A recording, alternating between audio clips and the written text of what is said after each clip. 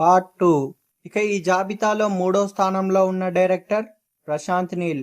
ఆయన కేజీఎఫ్ మూవీతో దుమ్ము లేపారు. కన్నడ సినిమా సత్తాను చాటి చెప్పారు. కేజీఎఫ్ 2తో ఇండియా సినిమాలో ఒక అలజడ్ ని క్రియేట్ చేశారు. ఆ తర్వాత ప్రభాస్ గారితో సలార్ ని తెరకెక్కించారు. ప్రశాంత్ నీల్ చేసింది 4 సినిమాలే కానీ ఆయన చిత్రాల కలెక్షన్లు 2150 కోట్లు ఉండటం విశేషం. ప్రస్తుతం ఆయన ఎన్టీఆర్ తో డ్రాగన్ మూవీ చేస్తున్నారు. దీంతో పాటు సలార్ 2 చేయాల్సి ఉంది. తక్కువ సినిమాలతో ఎక్కువ వసూళ్లను రాబట్టిన డైరెక్టర్లలో లోకేష్ కనగరాజు 4వ స్థానంలో ఉన్నారు. ఆయన ఇప్పటి వరకు 7 చిత్రాలు చేశారు.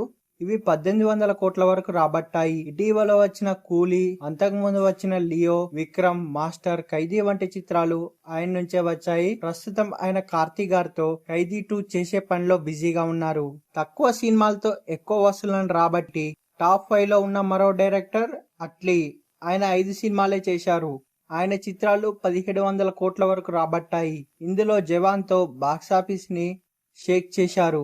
ప్రస్తుతం అల్లు అర్జున్ గారితో సినిమా చేస్తున్నారు. దీన్ని అంతర్జాతీయ ప్రాజెక్ట్ గా రూపొందిస్తున్నారు.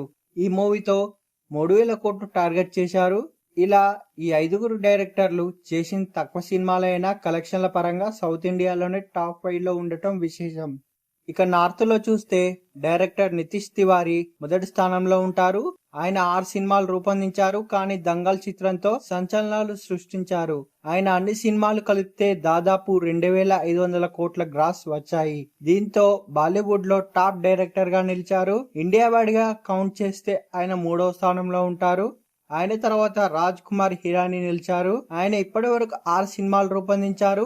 ఆయన సినిమాలు దాదాపు 2380 కోట్లు రాబట్టాయి.